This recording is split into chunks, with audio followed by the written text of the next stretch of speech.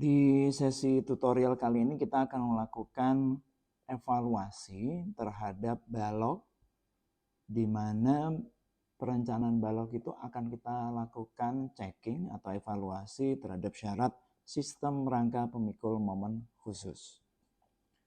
Given situation-nya adalah kita memiliki balok dengan kondisi penulangan seperti yang ada di layar, di mana untuk penulangan arah tumpuan atau muka kolom negatifnya adalah 6D25, untuk arah positifnya adalah 4D25, begitu pula untuk sisi tumpuan seberangnya, dan untuk arah lapangan negatif itu 4D25 dan arah lapangan positif adalah 4D25.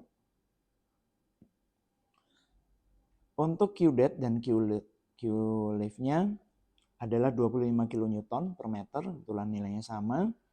Dan bentang bersih Ln adalah 6000 mm. Untuk ukuran baloknya adalah B 350, lebarnya 350 dan ketinggiannya adalah 600 mm. Dan ukuran kolomnya adalah B 300, lebar 300 dan H 500. Jadi kolomnya ini bentuknya persegi. Pada umumnya biasanya kita sering temukan kolom adalah simetris kedua arah untuk menghindari adanya resiko arah sumbu lemah, kegagalan tekuk arah sumbu lemahnya. Kalau kita lihat balok potongan AA, jadi kita lihat soal ini, di situ ada potongan AA, kita punya potongan AA ini ya. Gambarnya akan seperti ini, di atas di mana ada 6D25, jadi ada 25, diameter 25 sebanyak 6, dan ada 4D25 seperti yang ada di warna biru itu. Lalu untuk diameter sengkangnya tadi adalah 12, yang warna oranye di mana oranye ini mengelilingi dari tulangan longitudinal yang ada. Sehingga kita bisa hitung dulu terhadap D atau tinggi efektif, di mana tinggi efektif adalah ketinggian, kita kurangi dengan clear cover, kita kurangi dengan diameter sengkangnya, dan kita kurangi setengah dari diameter tulangan utamanya. D atau sering disebut juga tinggi efektif ini adalah nilai bersih di atas setengah dari nilai tulangan utama atau nilai tulangan longitudinalnya. Nah, untuk D-nya kita punya 535,5 mm. Kita bisa lakukan di awal yaitu mencari nilai moment ultimate-nya. Karena kebetulan kita sudah punya kondisi penulangan seperti yang ada di gambar, maka kita perlu mencari nilai moment dari masing-masing penampang, baik arah positif maupun arah negatifnya. Jadi kita ingin melihat kemampuan dari masing-masing penampang berdasarkan tulangannya untuk bisa mendapatkan nilai moment ultimate-nya. Kita mulai dengan rumus Mn sama dengan AS dikalikan dengan F yield, kita kalikan dengan D minus A per 2-nya. Untuk mendapatkan nilai A, kita sudah punya rumus AS, F yield 0,85 kali FC prime, kita kalikan dengan B. F ekstensi sering disebut juga sebagai FC prime. Kita mulai dulu untuk menghitung nilai AS. AS ini adalah AS untuk 6D25, di mana 1/4 kita kalikan Pi, kita kalikan D, kita punya untuk D25 nilainya ada 491,07. Ini bisa berbeda tergantung dengan tabel produsen tulangan. Karena AS ini akan berbeda-beda tergantung dari pabrikannya. Kita bisa menggunakan tabel yang dari pabrikan atau yang diproduksi dari pabrikannya jika memang ini dilakukan perencanaan secara real. Karena data ini kita punya, kita asumsikan diameter 25 adalah bersih 25. Karena terkadang nilainya mungkin bisa lebih besar atau bisa lebih kecil dari 25. Karena kita butuh nilai total, di mana AS itu adalah nilai total keseluruhan tulangan yang diperlukan, maka kita kalikan terhadap 6. Karena totalnya ada 6D25 sehingga kita punya AS 2946,43. Kita akan mencari nilai momen nominalnya. Sebetulnya kalau kita ingin mencari nilai momen ultimate sama saja dengan momen ultimate sama dengan faktor reduksi kita kalikan dengan Mn. Atau ini bisa saja kita tambahkan faktor reduksi, ini kita tambahkan faktor reduksi. Untuk bisa mendapatkan ultimate-nya. Cuman kita lakukan dengan cara yang biasa dulu. Nilai MN ini kita dapatkan sebesar 611.528.686. Di mana kita hitung nilai A-nya, ini adalah A dari 6D25. Ini adalah F yield dari tulangannya. Ini adalah mutu beton atau FC prime-nya tadi, dan ini adalah lebar baloknya 350 mm. Maka kita dapatkan nilai A, dan nilai A ini kita masukkan ke variabel di sini. MN, AS, F yield D, ini D adalah tinggi efektif, kita dapatkan nilai MN-nya. Nilai MN sudah kita dapatkan, maka untuk bisa mendapatkan nilai MU sama dengan 0,9 atau faktor reduksinya dari 0,9 untuk momen di sini, perencanaan momen, kita kalikan dengan MN. MN-nya 611, ketika kalikan 0,9 maka kita punya 550,37 kN meter. Terhadap treatment satuannya di awal dan Newton milimeter, maka kalau kita jadikan kilo dan meter, maka kita kalikan 10⁻³ dan 10⁻³ lagi. Nah, perhitungan seperti yang ada di atas, yang barusan kita bahas ini, silakan dilakukan untuk 4D25, untuk 4D25 lagi, 4D25, 6D25, dan 4D25. Karena nilainya beberapa yang tipikal, maka tidak perlu dilakukan perhitungan secara berkali-kali. Kita cari saja nilai yang sama, kita jadikan acuan. Dari perhitungan untuk tumpuan arah momen negatif, lapangan untuk arah positif, dan lapangan untuk arah negatifnya, kita dapatkan rekapnya seperti ini. Di mana tulangannya sudah ada. Momen ultimate-nya, di mana faktor reduksinya adalah 0,9. Kita sudah punya nilai ultimate-nya. Di mana MN ini kita lakukan perhitungan di atas tadi ya. Hasilnya untuk MN ini totalnya. Jadi M ultimate di sebelahnya adalah pengalian dari 0,9 kita kalikan dengan MN. Dan AS ini adalah perhitungan dari jumlah tulangan N/4 pi D kuadrat. Ini yang 6, ini adalah 4/4/4D25.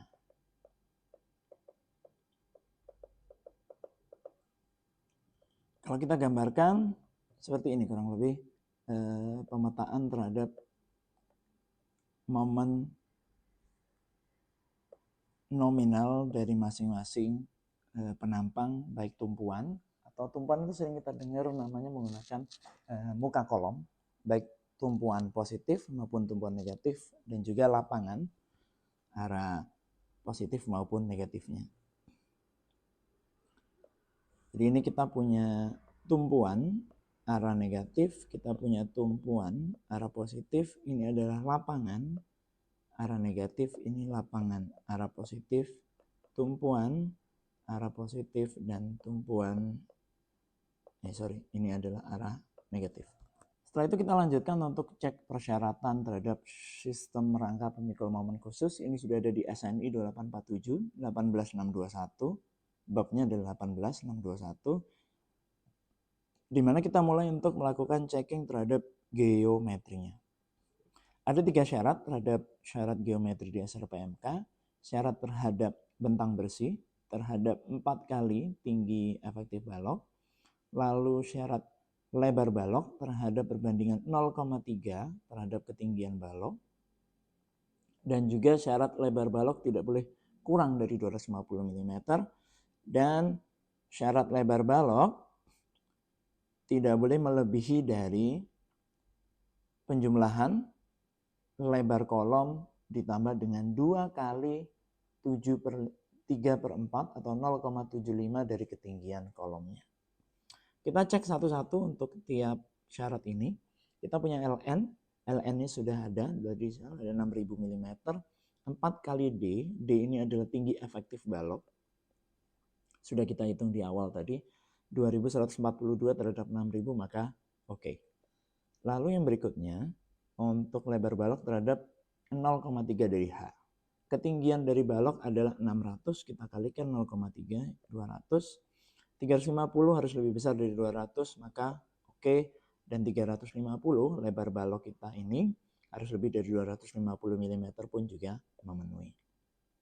Untuk syarat ketiga, lebar balok harus lebih kecil, tidak boleh melebihi dari B balok. Yaitu ini kalau kita punya kolom, kita punya kolom bentuknya berdiri seperti ini. Kita lihat lebar kolomnya berapa, nilai itu masuk ke sini, dan kita lihat hanya kolom masuk ke sini. Totalnya adalah 1050, maka dia pun juga memenuhi karena tidak melebihi dari 1050. Setelah kita cek terhadap geometrinya memenuhi, maka kita bisa lanjutkan untuk cek persyaratan tulangan lentur atau persyaratan terhadap tulangan longitudinalnya. Di SNI 2847 2019 pasal 18631, syarat utama yang disebutkan adalah tulangan longitudinal atau tulangan arah lenturnya tidak boleh kurang dari 2. Itu syarat utamanya. Tidak saya tuliskan, tapi harus Anda ingat bahwa kita tidak bisa memasang satu buah tulangan arah memanjang atau arah longitudinal atau arah lenturnya minimal 2. Jadi syarat minimal ada 2 tulangan longitudinal terpenuhi. Oke. Lalu berikutnya syarat terhadap AS minimum atau luas tulangan terhadap AS minimum dan juga AS maksimumnya. Jadi AS kita yang kita hitung tadi, total AS ini masing-masing ini harus memenuhi terhadap syarat AS minimum dan juga AS maksimumnya. Maka kita akan hitung AS minimum dan AS maksimumnya. Untuk bisa menghitung AS minimum di SNI 847 bisa Anda lihat di bab 9612. Ada 2 syarat AS minimum.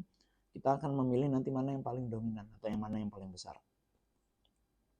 Rumus pertama untuk AS minimum yang pertama adalah 1,4 kali lebar balok kalikan dengan tinggi efektif dibagi dengan F yield. Untuk rumus yang kedua, lebar balok kita kalikan dengan tinggi efektif, kita bagi dengan 4 kali F yield, kita kalikan dengan akar dari FC prime-nya. Untuk AS minimum yang pertama, kita punya nilainya adalah sebesar 583,1. Untuk AS minimum yang kedua, kita punya 570,31, maka 583 menjadi AS minimum yang paling menentukan. Lalu untuk bisa menghitung AS maksimumnya, rumusnya adalah rho max dikalikan dengan lebar balok dikalikan dengan tinggi efektifnya.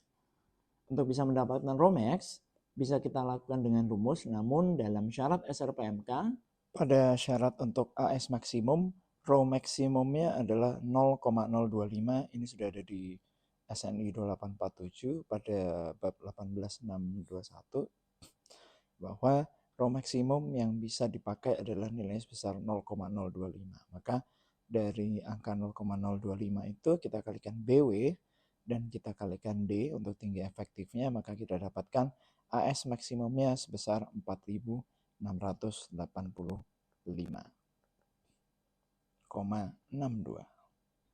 Dari keseluruhan penampang itu, tiap masing-masing tulangan sudah saya masukkan dalam tabel. Jadi AS arah negatif tumpuan, arah positif tumpuan, arah negatif lapangan, dan arah positif lapangan seperti yang ada di layar. Kita cek terhadap syarat AS minimum dan AS maksimumnya. Apakah AS ini di antara minimum dan maksimumnya. Kalau kita lihat semuanya masih masuk dalam syarat AS minimum dan AS maksimumnya. Sehingga bisa kita lanjutkan dalam checking terhadap syarat SRPMK lainnya. Karena kondisinya semuanya oke. Syarat berikutnya di SNI 847 2019, pasal 18632 adalah syarat terhadap cek momen kapasitas positif dan negatifnya. Jadi kita akan menghitung, kita akan checking terhadap syarat kapasitas momen. Ada 2 syarat di SRPMK terhadap kapasitas momen. Pertama, momen nominal arah positif yang ada di tumpuan atau yang kita sebut di muka kolom harus lebih besar dari setengah momen nominal negatif yang ada di tumpuan atau muka kolom. Atau kita bisa sederhanakan begini. Nilai yang ada di bawah momen nominal arah positif tumpuan harus lebih besar dari setengah dari momen nominal yang ada di tumpuan. Jadi tadi kita sudah punya nilainya bahwa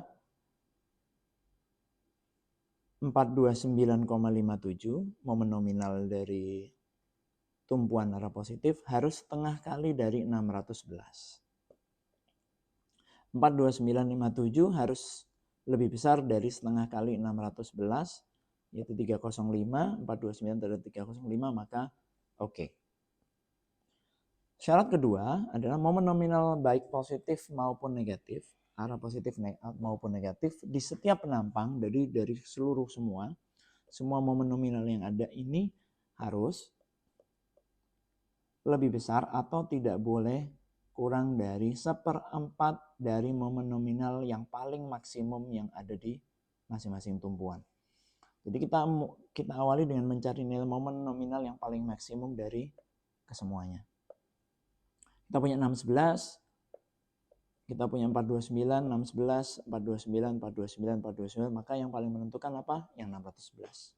Anda perlu cek masing-masing karena biasanya pada kondisi balok itu bisa saja yang ada di tumpuan kiri dan di tumpuan kanan ini nilai momen nominalnya bisa berbeda. Karena terkadang ukuran kolomnya pun juga bisa berbeda. Biasanya ada di eksterior atau di interior. Maka kita perlu tinjau mana yang paling maksimum, itu yang akan menjadi acuan kita. Nilai momen nominal maksimum 611 tadi kita kalikan 1/4, maka hasilnya adalah 152,88. Momen nominal dari setiap masing-masing tumpuan sudah kita tuliskan di sini. Kita tinggal cek saja apakah nilai itu kurang dari 1/4 dari momen nominal maksimumnya. Ini oke, ini oke, ini oke, dan oke. Sehingga bisa kita lanjutkan ke syarat berikutnya. Di sini untuk momen nominal intinya kita sudah hitung di awal, di mana yang nomor 2, 3, sama 4 proses perhitungan momen nominal tidak saya tampilkan di video ini. Yaitu perhitungan tulangan transversal atau gewel atau begel atau sengkang, apapun Anda menyebutnya. Jadi kita akan melakukan perhitungan tulangan transversal. Loh Pak, bukannya itu sudah ditentukan atau sudah terhitung di awal? Ya betul. Dalam perencanaan struktur beton yang tidak mengkhususkan terhadap syarat SRPMK, perhitungan tulangan sengkang bisa kita lakukan dengan rumus-rumus konvensional yang ada. Namun di sistem rangka pemikul momen khusus, treatment utama yang diutamakan itu adalah adanya perlakuan plastis atau adanya sendi plastis di hubungan antara balok dengan kolomnya untuk menghindari adanya gaya-gaya arah lateral yang sekiranya bisa menghancurkan gedung itu. Itu kenapa kita kenalkan dengan yang namanya strong column dan weak beam. Di mana kolom ini harus kuat sekali dan beam ini dibuat lebih lemah daripada strong. Dan sendi ini didesain untuk plastis. Sendi ini memiliki syarat di mana 2 kali H atau 2 kali tinggi baloknya, dan perlakuan sengkang yang ada di area 2H ini memiliki syarat tambahan, yaitu syarat di SNI 2847 R1865. Untuk bisa menghitung syarat tambahan terhadap tulangan transversal itu, kita mulai untuk mencari nilai V kiri dan V kanan atau gaya geser maksimum dari arah kiri maupun arah kanannya. Variabel yang ada di rumus V atau gaya geser kiri kanan ini, kita punya MPR atau moment probability moment, dan kita punya LN dan QU. Untuk MPR itu ada momen probabilitas, LN ini adalah bentang besi, dan QU itu adalah beban terbagi rata untuk atau khusus untuk perencanaan gaya geser desain, di mana QU sama dengan 1,2 depth plus 1,0 lift. QU atau WU ini sama.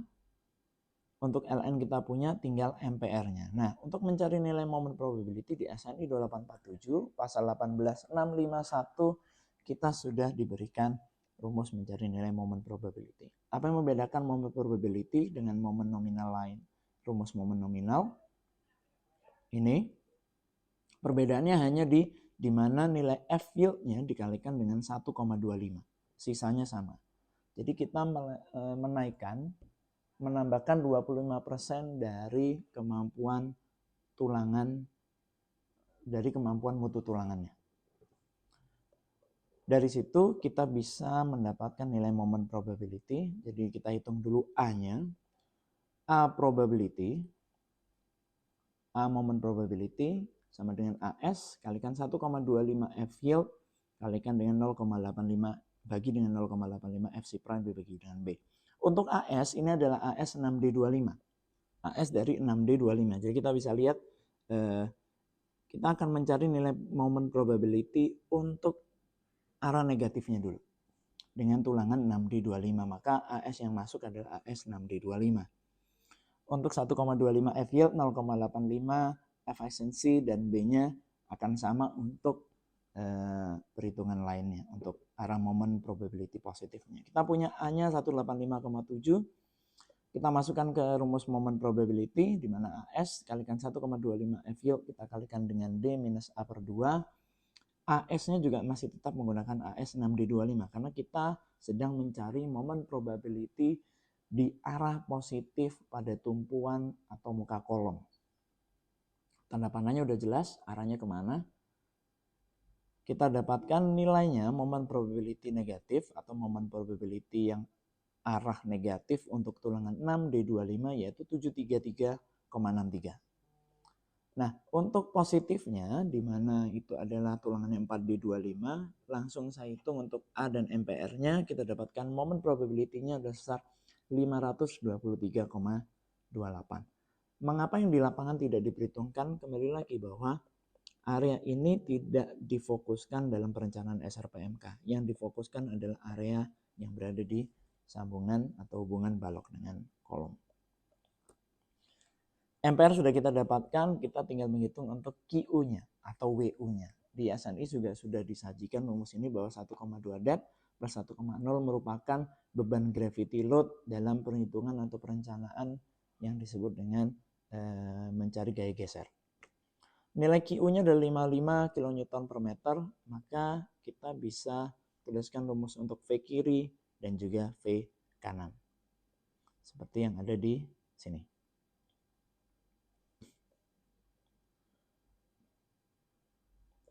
Hasil dari V kirinya ada sebesar 374 dan hasil untuk V kanannya adalah 44,48, maka gaya geser yang paling menentukan adalah sebesar 374,48 kN ke arah kiri.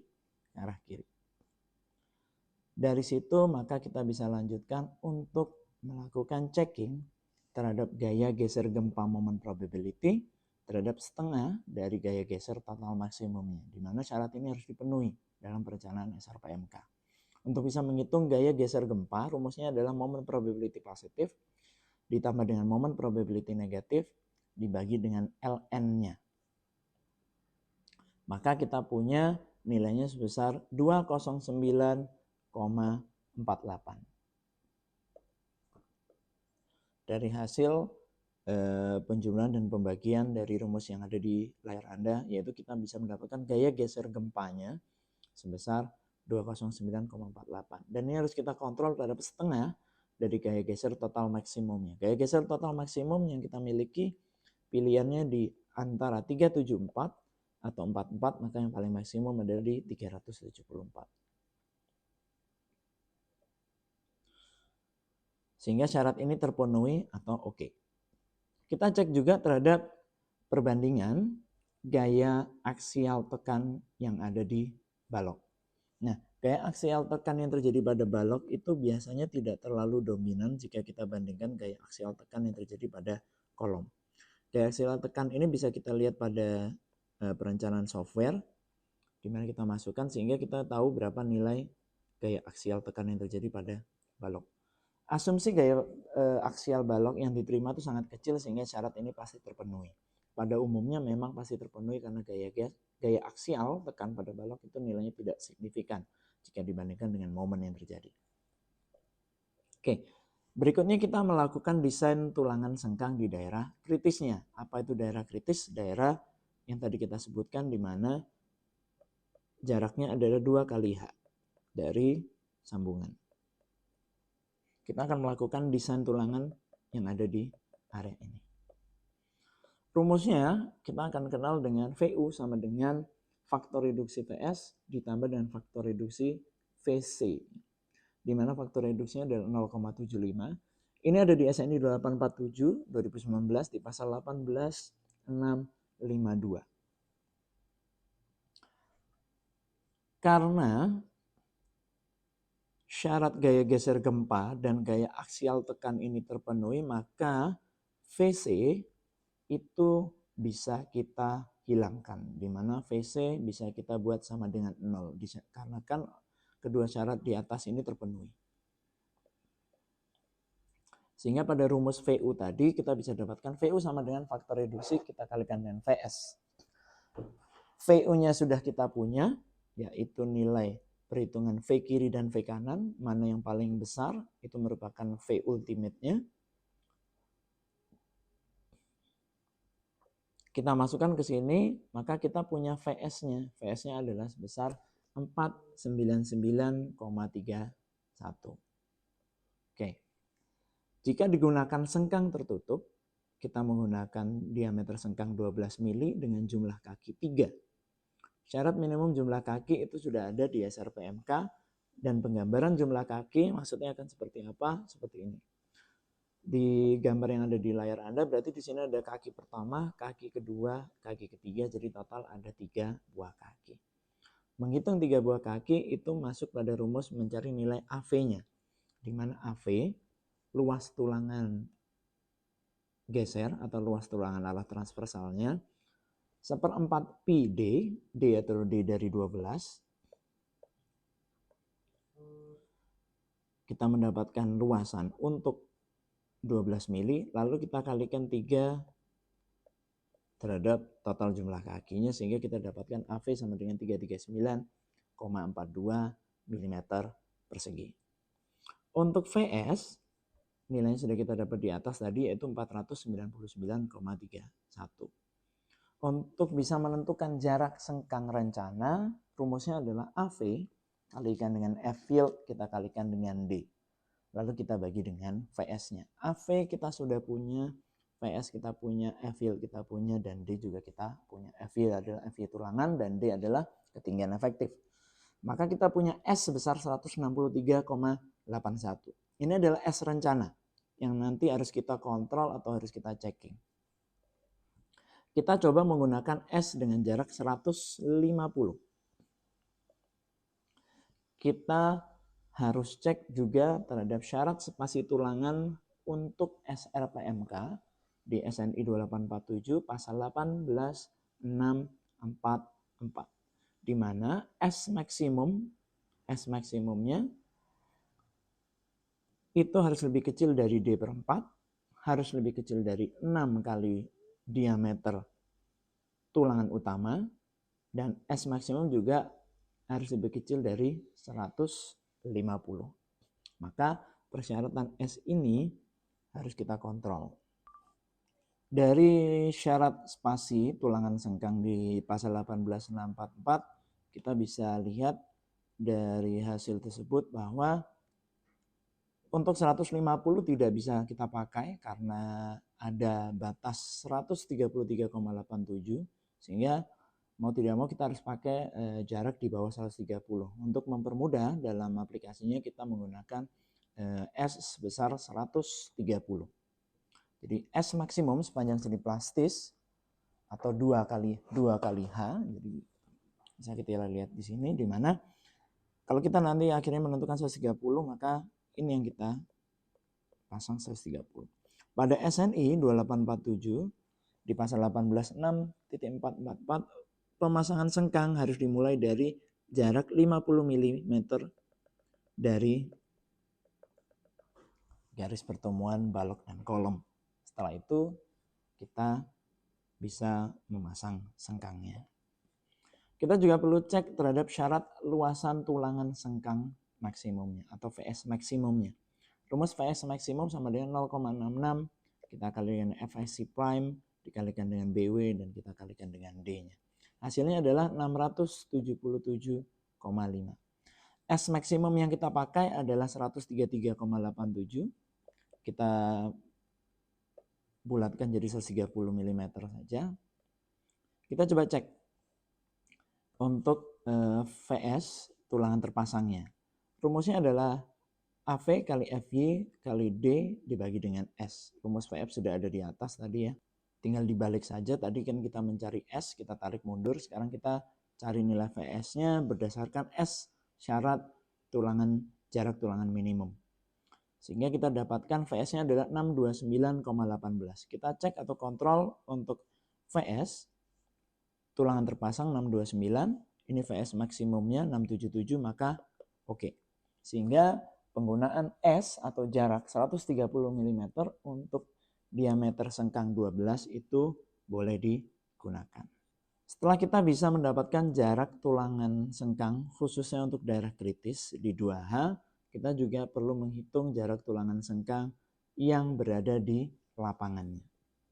Untuk bisa mendesain tulangan sengkang yang ada di lapangan, maka untuk desain tulangan sengkang di lapangan, kita perlu hitung untuk pada jarak 2H dari tumpuan hingga ke lapangan akan bekerja gaya geser sebesar kita menggunakan analogi dari analisa struktur sederhana di mana VU max kita kurangi dengan QU kali 2H-nya.